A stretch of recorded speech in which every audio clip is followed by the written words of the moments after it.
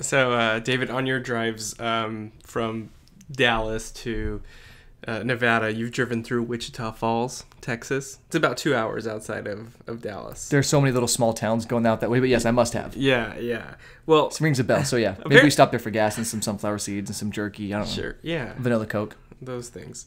Apparently, there's not a whole lot to do in Wichita Falls.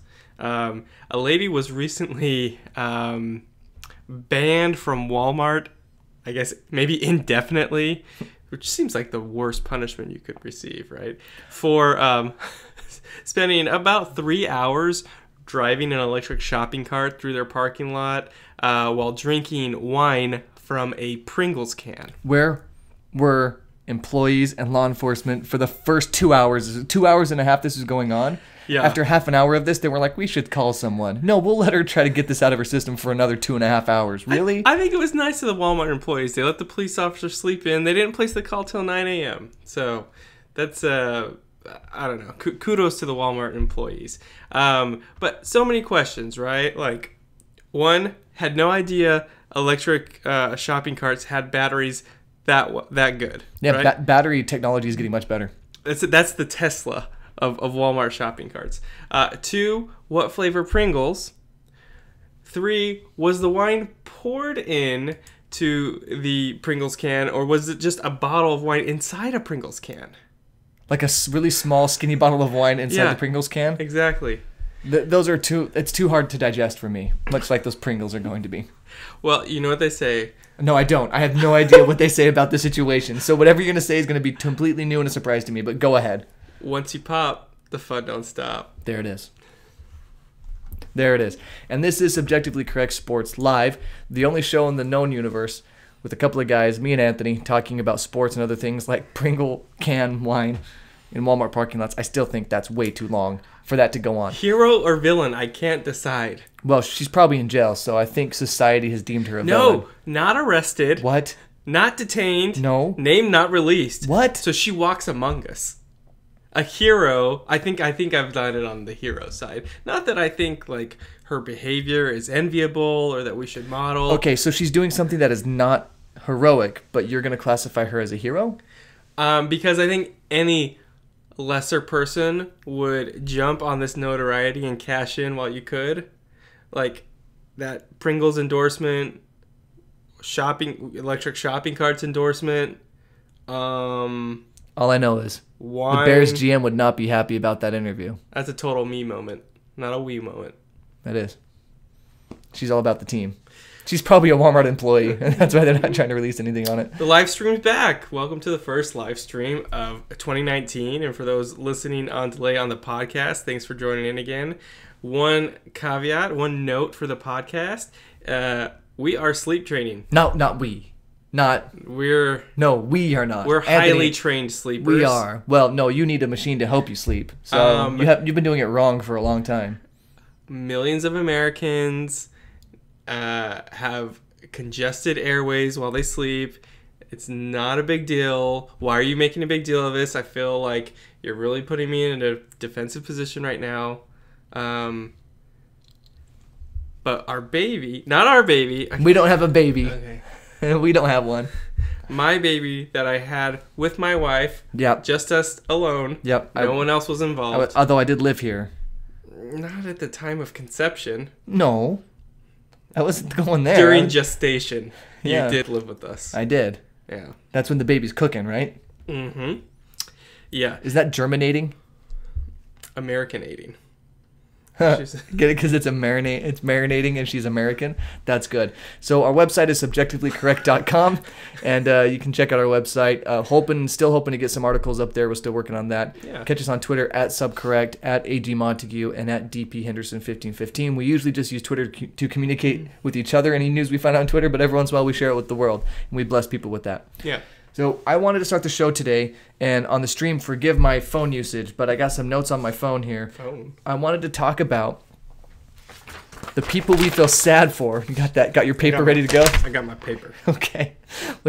I want to start with people we feel sad for in the NFL.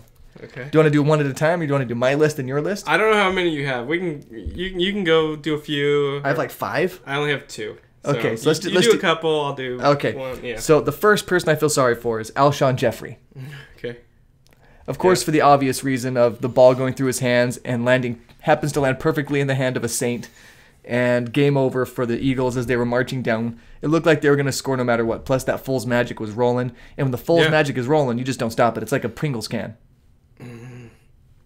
Yeah, the only thing that was going to stop Nick Foles was another Eagles teammate. Yep, and that's what happened, unfortunately. But I feel bad mostly for Alshon Jeffrey, not because he ended the Eagles season. I mean, there are a whole lot of factors that go into that game. That one single play didn't determine the outcome of the game. It did at the end, but, a lot of things went into that game. The Eagles could have scored more than just the 2 touchdowns they scored at the very beginning of the game and then got completely shut down. Things could have gone differently for them. But I'm bummed that the Foles era is over. Yeah. And now Wentz is going to spend all of his time throwing the ball to tight ends. And Alshon Jeffrey may not see another football ever again. That may be the last ball he gets passed to him. Yeah.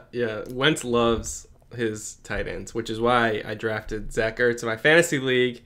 And once he went down, Ertz' production dropped dramatically. Yeah. The one thing I saw about Alshon Jeffrey, he was interviewed after the game. They asked, what happened, and he explained, you dropped the ball, went through my hands. He said, I'll take that L, or I'll take that loss, right? Like it's on me. And people were like praising him, like, oh, he stood up and took the blame for dropping the ball. It's like, yeah. Who else is he gonna blame? He couldn't blame Nick Foles. It was right in his hands. Yeah. So I don't like the let's praise you for doing what you're supposed to do. In the words of Chris Rock, may he rest in peace. What you want, a cookie? Did you just kill Chris Rock? Oh, what? Is he alive? Okay. Yes. I've not heard from Chris Rock lately. Chris, call. Well, he thinks comedy is dead. Does he? Yeah, maybe he's hiding out because he feels like comedy is dead. He feels like he cannot say what he wants to say. He feels like the climate is... Kevin Hart. Yeah, he feels like the climate is such that you can't really do comedy anymore. Yeah. But there's a lot of comedians doing comedy. Unless you're on this show. Oh, David, we have a sponsor. Okay, you just kind of spring this on me. We're in the middle of the sad NFL people. Yeah. Is this segment the one sponsored by our sponsor? Yeah, this segment is sponsored by our sponsor. We should have gotten to that at the beginning. I know, but... Okay, that's an egregious error. Correct it now. Today's show, and this segment in particular, sponsored by Granite. The stone. So, I always felt that granite adorning people's countertops for 4.5 billion years, right? And I've always felt that granite is the bedrock of society. And some people, they look at that stone and they just really take it for granted. That's a long way to go for a bad granite pun. Bad.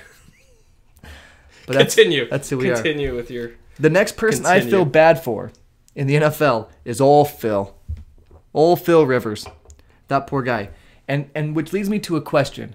Should the NFL be seeded the same way the NBA playoffs are seeded? Not by who won the division or whatever, but just the best. You just rank them 1 through 6 and go from there and seed them that way. Because the Chargers would have had a bye and played home games the way the Patriots were able to have a bye and play have a home game against them. And that could have changed everything because the Patriots had not traveled well this season. And going from the West Coast to the East Coast is not an easy thing to do. And historically, it's been shown that West Coast teams traveling east in just about every sport have a lower or a worse record than any other travel type schedule or any other distance or direction to travel in professional sports. So I feel like this is a math problem. No, because if you start Phil Rivers in L.A. and you start Andrew Luck in Indianapolis, and they're both traveling to their destinations. Phil Rivers in a Sprinter van with his 9 children. That's right. I saw a great meme of him like looking up at the sky like, oh no, probably during the game of the Patriots where they just couldn't get anything done. And it said, when you find the perfect car, but it only seats 10. He has lots of kids. But I also think about Andrew Luck that way because the Colts were really, really rolling, and people gave them a legitimate chance to beat the Chiefs. Yeah.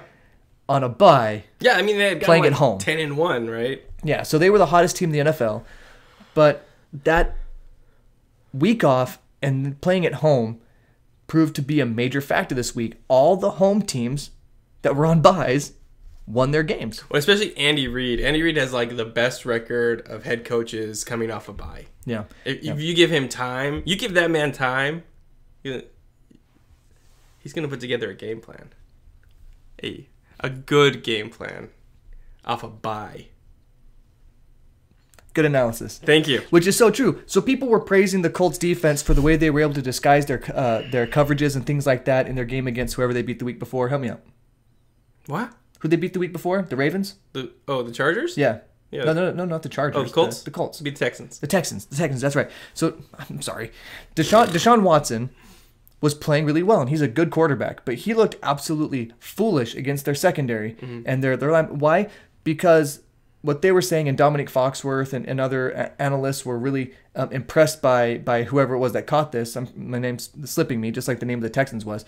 But they were impressed by how well the Colts were disguising their packages. And I thought maybe their coverages. And I thought maybe Patrick Mahomes, being a young quarterback, might struggle with that. But Andrew Reid was like, I got you. You follow the walrus all the way to the Super Bowl. Did you call him Andrew Reid? Did I? Maybe. Yeah. A bit formal. Yeah, well, I also call him the Walrus. So, you remember the Minnesota Gophers football coach who looked like the gopher from Winnie the Pooh? What? Dude, look it up. It is delightful. He looks just like the gopher from Winnie the Pooh. But, yeah, so the teams that had the bye won. Yeah. Across the board. And I'm interested to see what that record might be. Right? The teams that have the bye and are playing at home are probably have an 85% win percentage or something crazy like that. Mm-hmm. Yeah.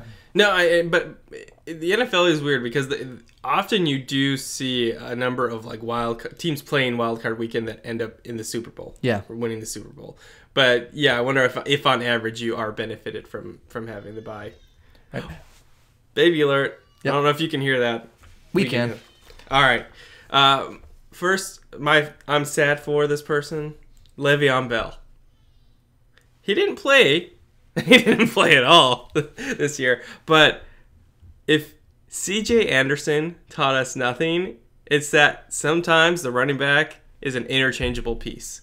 You have Todd Gurley rushing for 115 yards, C.J. Anderson 123, 2 touchdowns, a guy who was cut by the Oakland Raiders without ever playing a game. If I played for the Oakland Raiders, I would try to get cut every day because apparently if you get cut or traded by the Raiders, you become a Super Bowl contender and you become a Pro Bowl player right away.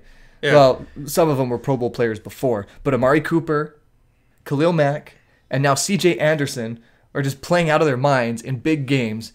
Thank you, John Gruden.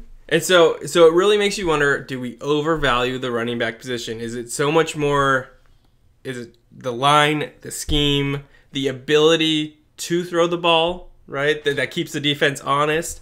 And so if I'm Le'Veon Bell, I feel a little maybe upset that someone who wasn't on an NFL roster 4 weeks ago is having a phenomenal game in the playoffs. Yeah, he's known the Rams' plays for less than a month. Yeah. Yeah, maybe running backs are pretty interchangeable, and I think they kind of can be, but offensive line and scheme, I think, is way more important than the running back that's running. All right, my next player. Any player who misses a bonus check because of something someone else did. Yeah. Right? So imagine if you're a Bear, right, and you get a bonus. It's in your contract. You get a bonus for every playoff game that you win. How do you feel about Cody Parkey if he cost you $75,000 or $100,000? Yeah. You know what I mean? Or how do you feel about Alshon Jeffrey if you're an offensive lineman and for every playoff win that you get a bonus? How heartbreaking would that be? You know what I mean? Right. Renee agrees with me. She's freaking out right now because I'm so right. Right? So I'm sad for those individuals. Okay? Who do you got? Who's speaking of Cody Parkey. Yeah. Okay. But I'm not sad that he missed the kick. He missed the kick, right? Well, it was blocked. It was tipped. It was a blocked kick. It was tipped. Statistically, it was a blocked kick. And so if it's gonna double doink, the tip definitely affected it. Or maybe it helped it go the other way. Yeah. Maybe we have a Mighty Duck situation where Charlie Conway is like, yeah, but when Gordon Bombay was like a quarter of an inch the other way and it would have gone in. And then Charlie, quite astutely for a young man, says, yeah, but a quarter of an inch the other way and you would have missed completely. Which still is a miss, Charlie. Just triple deke yourself on out of here because that makes no sense. Yeah, so I'm... Charlie. Okay. You're kind of bogarting my time here. Sorry. Okay. No, what I'm sad about is It's kind of what I do. First of all, like the fan reaction, like Yeah, that was scary. If your entire self-worth is wrapped up in your football team, you need to diversify. So I don't know if people have noticed in our show, like we like sports a lot.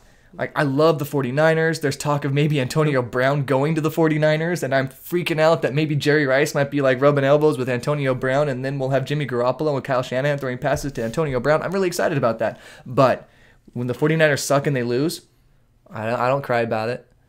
I don't yell at the kicker. How'd you turn this into a 49ers segment? I'm talking about my fandom. Okay. Right. My fandom. But I agree. So we don't take sports as seriously as a lot of other sports shows do, because I think we have a healthy relationship with our sports where we enjoy it. Mm-hmm. It's fun for us. Mm-hmm. The drama is exciting, but we're not going to throw things at our TV. Yeah, we don't break stuff. Yeah, we're not going to go on Twitter and yell the F word. Yeah, we're not going to be those guys. Mm-hmm. Right? Yeah. I mean, I might burn down a car, right? Or rob the Quickie Mart or something. But Tom? Yeah. Tom Thumb? That was an inside joke between you, me, and your sister about the Tom Thumb thing. So that translated nowhere for anybody, but that's okay. So it's not okay. So Cody Parkey went on the Today Show this weekend. Wait, you said it was today. He went on the Sunday morning NBC show.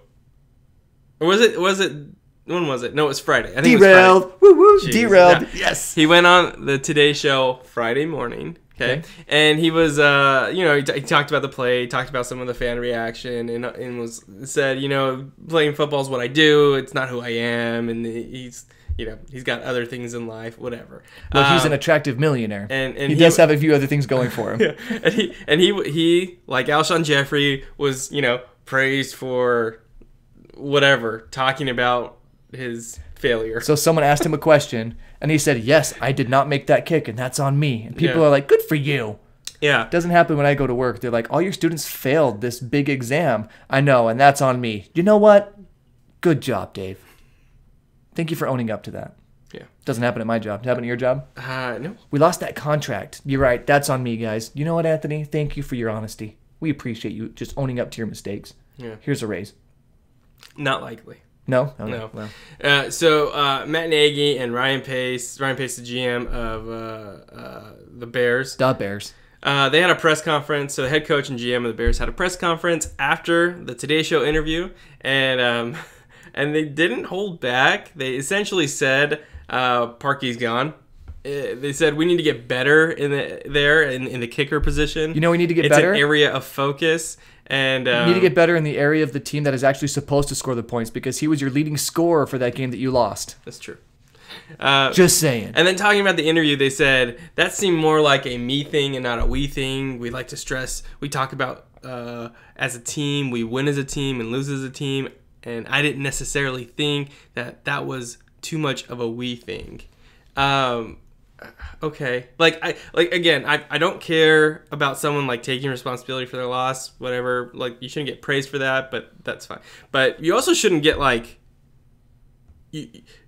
again, I'm like criticizing, but I don't think your coach shouldn't come out and say you shouldn't dogpile on you like this. Right. Because Cody Parkey, he really wasn't making it about himself. When there's such a reaction to something you did, I think it should be addressed. The situation was about him. And he was on a show because they wanted him to be there. And they were asking him questions about his experience with this. Yeah. Because this is a fascinating thing. People are fascinated by this idea of someone failing so publicly. Yeah. Right? And so they're asking him questions about that. That's something that's fascinating to us as a society. And so we ask him about his failure. And he responds to it. And then people who failed as a team are calling him out for failing as an individual in an interview. So again, I don't think Cody Parkey deserves praise for owning the missed kick, but I don't think he deserves the outrage from the fans, and he especially doesn't deserve the backlash from the GM and coach for going on. Well, like if this was on ESPN, they don't say a thing, right? But I think it's because it's the Today Show and more like there's a different audience. Yeah, okay. So it's bad for the brand of the Bears is what they're thinking. Yeah. Tell you what, turn it into a team thing and say we stand by our kicker. How about that? That sounds like a we thing to do, to stand by your players. Anyway, the next person I'm sad for in the NFL, any football coach younger than Sean McVay.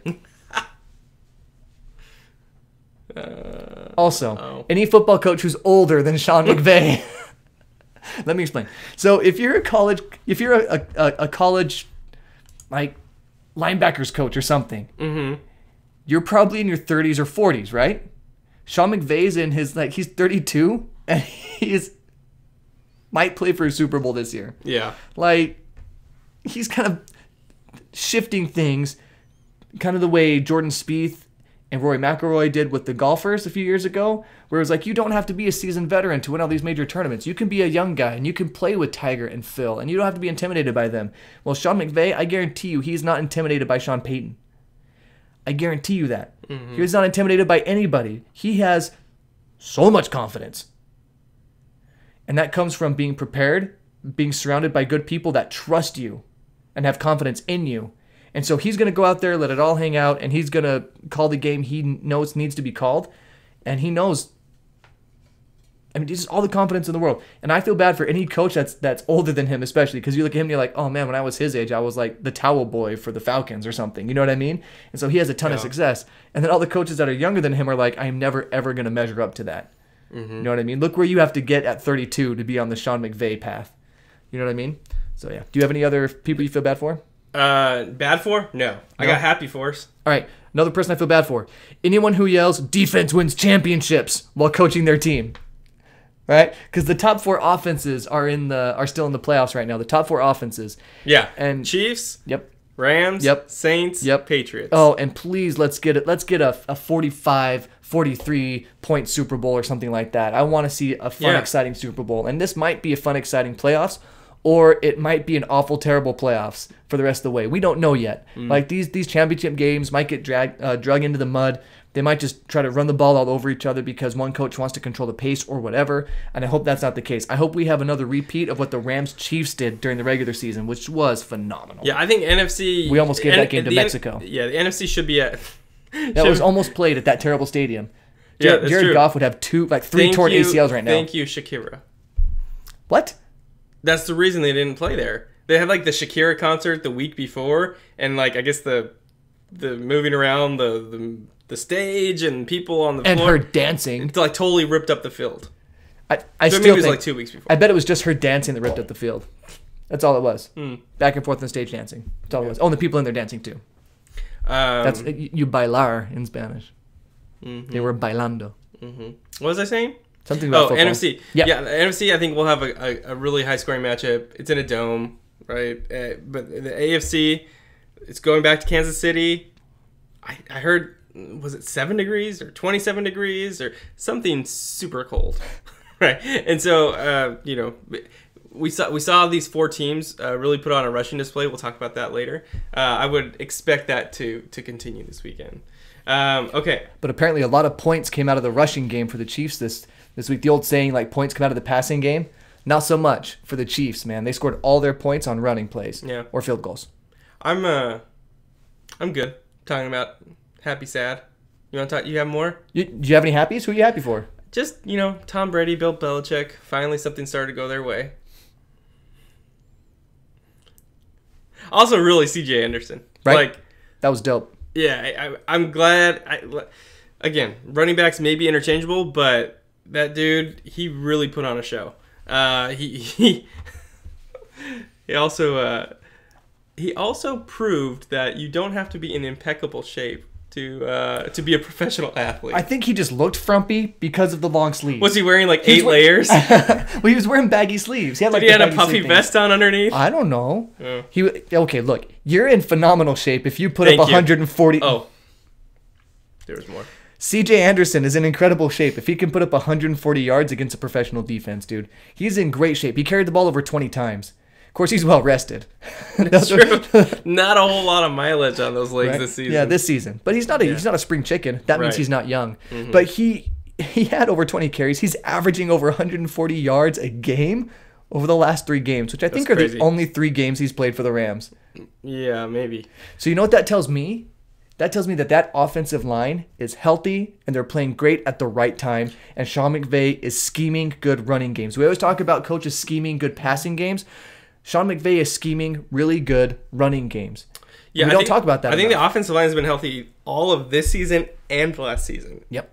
Which, like, if you have that kind of cohesion, that consistency, your offensive line will be dominant. I mean, even if it's like an average offensive line, to be able to stay together and to know the tendencies of the guy you're playing next to, it really goes a long way.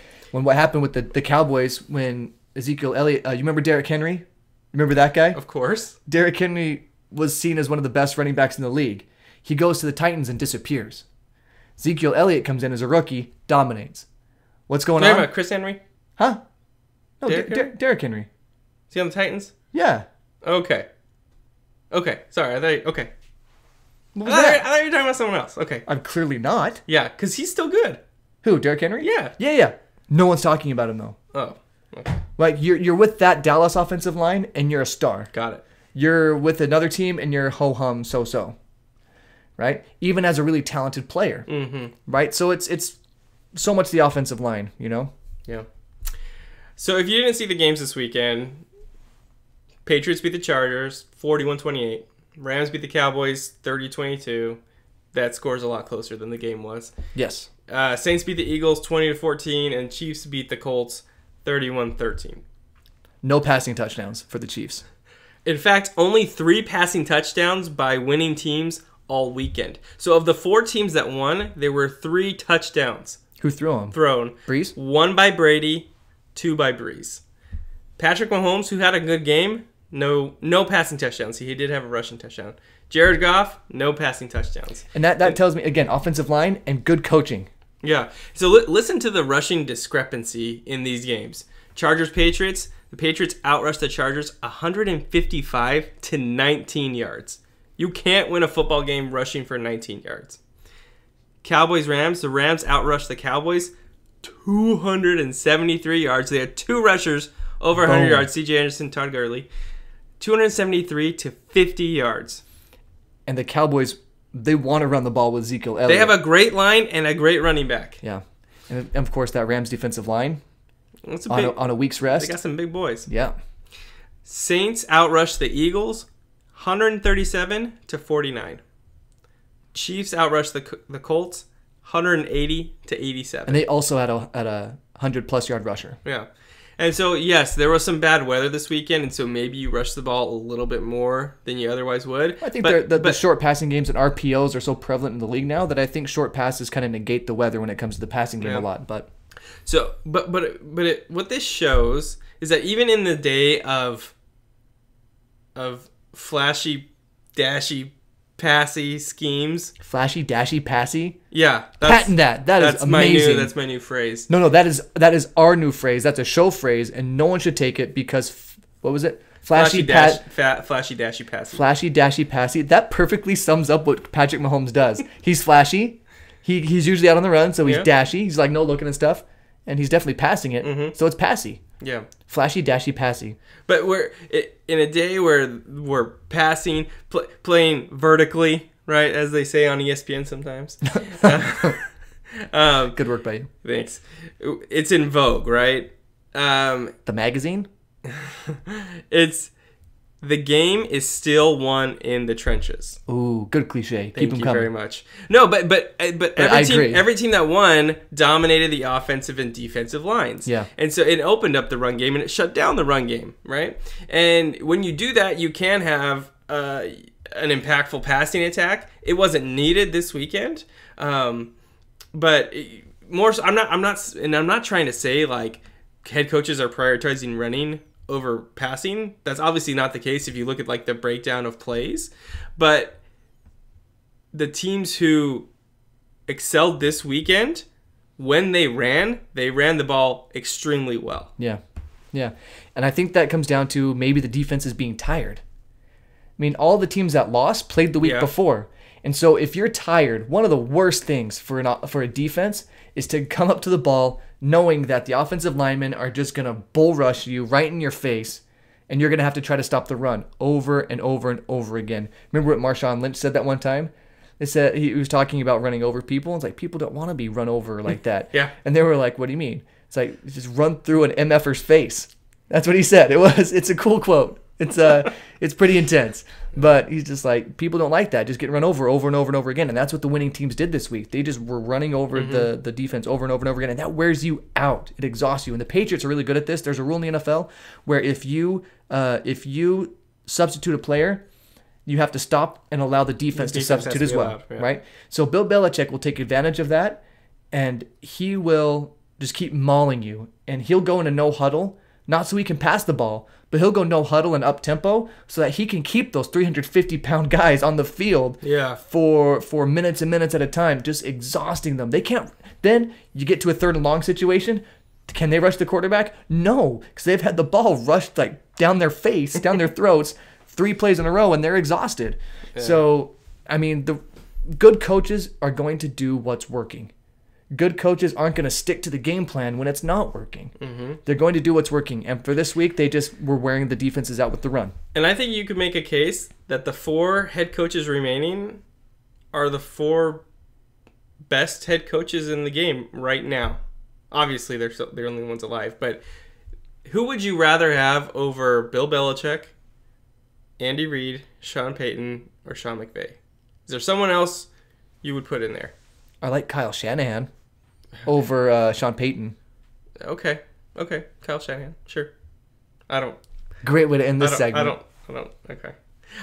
But I think the cream. Not ending it. The cream has risen to the top. Good cliche again. Also, we've wondered on the show what would set off the zombie apocalypse. We theorized, this action or that, opening the Mummy tomb. That was like one of our very first news stories. I remember that, yeah.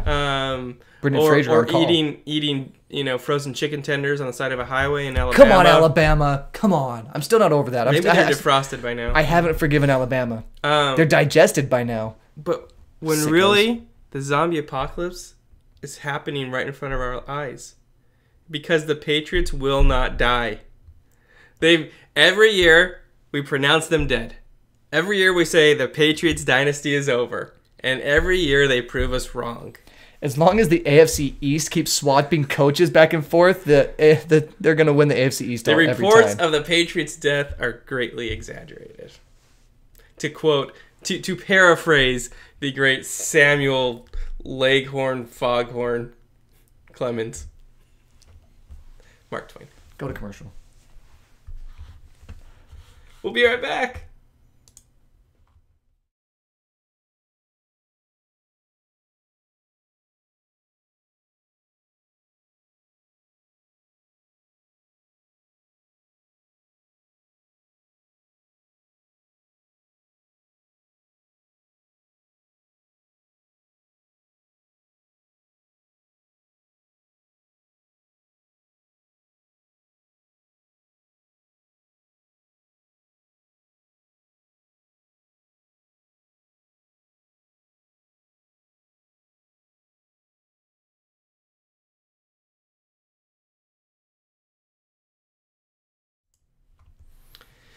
So thought we'd finish up with some baseball talk. So the most interesting thing happening in baseball right now is a football player. Huh? Sorry, I wasn't listening. College Heisman winner Kyler Murray. He was drafted by the Oakland A's a year ago, right? Taking, I think, 9th overall in the first round. And he today declared for the NFL draft. Now, that doesn't mean necessarily that he will go into the NFL, but it allows him to do that, right? He was going to leave school after this year anyways and either play professional baseball or professional football. He has like a $4.6 million signing bonus from the A's if he decides to play baseball, but he can make much more if he gets drafted in the first round of the NFL draft, and much more if it's a high pick.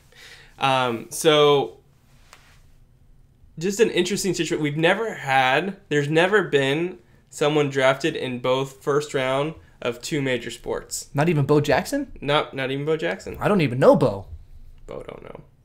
Bo knows. Bo knows. You don't know Bo. I don't know Bo. We don't know Bo. Great documentary. So that would be... I think he probably would get drafted in the first round. I'm not sure where he's like projecting right now, but plenty of teams need a Heisman good quarterback. Yeah, plenty of teams need a good young quarterback, and his arm talent's there. Buccaneers could use one. Yeah. Jaguars could use one. Jaguars could use one. Yep. Yeah, Bills could use one. Yeah. Oh, they had Tyrod Taylor. Vikings could use one. I don't care about Kirk Cousins. Yeah, he will not win you a playoff game, man. Yeah. Don't know why John Gruden told you that, man. So, yeah, plenty of teams could use a young quarterback. I don't know which way he's leaning. It seems like his camp is releasing that he's leaning towards football. He loves declared. football. Well, he's declared, but that was more of a procedural thing. Right. And something I find interesting is I saw a breakdown of how much money he would make and win. Mm-hmm. And because he's a little older than most baseball prospects, if he goes to the NFL now, he'll actually end up making more money than if he goes into baseball. Because he's not like the Bryce Harpers of the world or the Mike Trouts of the world that get called up in like their second season as a professional. And Bryce Harper was way young, so he's going to get paid a lot younger than most players do. Kyler Murray, that won't quite be the situation with him unless he does amazing things and shows amazing growth, which he's not projected to do, and he's into the majors sooner. But the contracts just don't line up. Yeah. NFL, bigger signing bonus, big paydays earlier because of the way the contracts are set up in the NFL. So also just the marketing, like how many baseball players have like national endorsements versus football players? I think I named them all just now. Yeah, I think so. But what I find interesting, this all might be posturing. This all might be trying to get the most money for wherever he wants to go. It might be. And I say that because do you know who his agent is? Is it Scott Boras? It's Scott Boras. He will not stop doing any. He will do whatever it takes. Prints money, man. Yeah, it's crazy. So and the Machado, almost said Machado. The Machado, much ado about nothing. Yeah. Oh no, but there is something to report on Machado. So the White Sox have officially offered him a contract. Conflicting reports as to whether it's 7 or 8 years. Jeff Passan. I think call him Passan. Jeff Passan reported 8 years, $250 million, which would put him just north of $300 million a year, but south of the Giancarlo Stanton $325. What was that? $325 over how much? 7-8 years. No, maybe it was like 13 years. Whoa, really? I think it was a long 13 year? I don't know. That's unheard of. But shocking. I think he would still like to hold out for $300 million. 10 years, $300 million, I think is kind of the goal. But he's actually has a contract offer, which is more than Bryce Harper can say. Although he met with the Phillies this weekend. So most of these insiders say Machado will likely end up with the White Sox. Harper likely ends up with the Phillies. Backup plan for the Phillies if Harper goes would be to go after Machado. If Harper doesn't go to the Phillies, Nationals say they're still interested. I mean, because of course. But if they did sign him for anywhere near what they offered him originally, which was 10 years, $300 million. Yeah. They would be in luxury tax purgatory forever. Now, granted, their owner is multi-billionaire, so maybe he just doesn't care. He's one of those owners, but his baseball team is like a plaything. Yeah. It's not like the way he makes his money. But it's at some point that those numbers have to hurt. It will factor in. Yeah. It will factor in. And so it seems unrealistic that the Nationals would go after him if the Phillies can't get him. I think he goes with the biggest contract. But my question is, and this is just very self-centered on my part. Sure. What are the Dodgers doing? Dodgers, you've been to the World Series 2 years in a row. 2 years ago, you were 1 win away. You traded away your right fielder. There's a spot open. You got a huge pot of money. Get Harper. Do they have their money in a pot?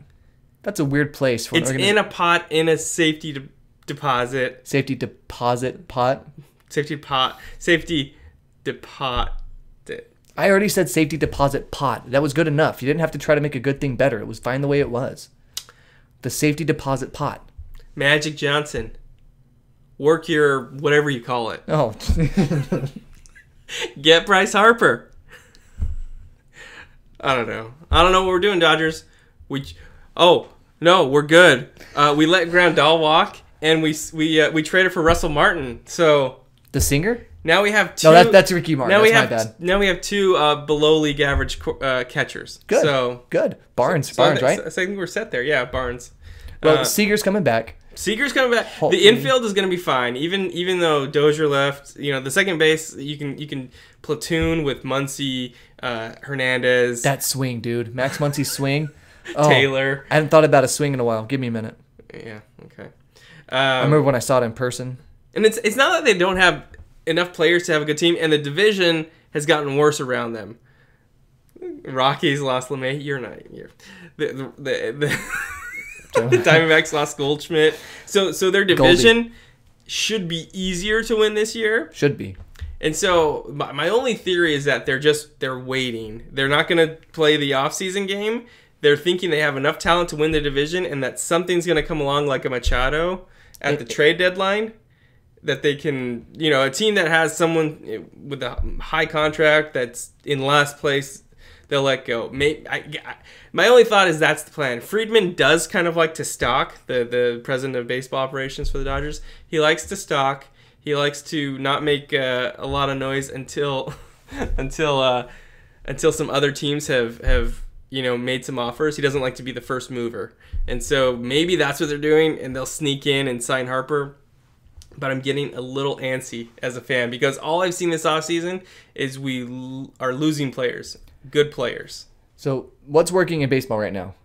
The combination of Moneyball tactics with big team money, with big market money. Yeah. Right? So maybe when you look at the Bryce Harper deal, when you look at what Machado was demanding, when you look at what these other players might demand in contract negotiations in the future, maybe the Dodgers and other teams are going away from those big superstar contracts and they're trying to do more of what the Astros have done, which is build from the inside, go with those cheap value contracts, even though it's not a salary cap sport, so that when you do need a Justin Verlander, for example, you go out and you nab him. So maybe that's why they're keeping the salary low. Dodgers could have had Justin Verlander, and they went with Yu Darvish. I'm so glad I'm not a Dodger fan.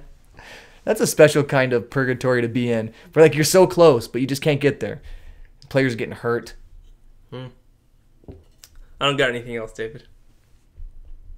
You done? I'm good. Well, I just got a comment that made me unsettled. So yeah, I think someone commented something that made me uncomfortable. We got a few people in the chat. Gabriel Boy, he should come to the Redskins. That was probably like 40 minutes ago when we were talking about Antonio Brown. Right. And no, he's going to the Niners, bro. Back off. And Josh Myers. Don't say what he wrote. You got a pretty mouth, boy. And he's obviously talking to you. That makes me uncomfortable. A lot. I got to look at it all day. How do you think it makes me? According to Josh, it's pretty. You should be happy that you get to look at my pretty mouth, boy. All right. Well, thanks for tuning in to Subjectively Correct. We'll see you Thursday. Should we do this Thursday? We'll see. I don't know. Plan on Thursday. Set your notifications to notify you. So, bye. You're so good at this.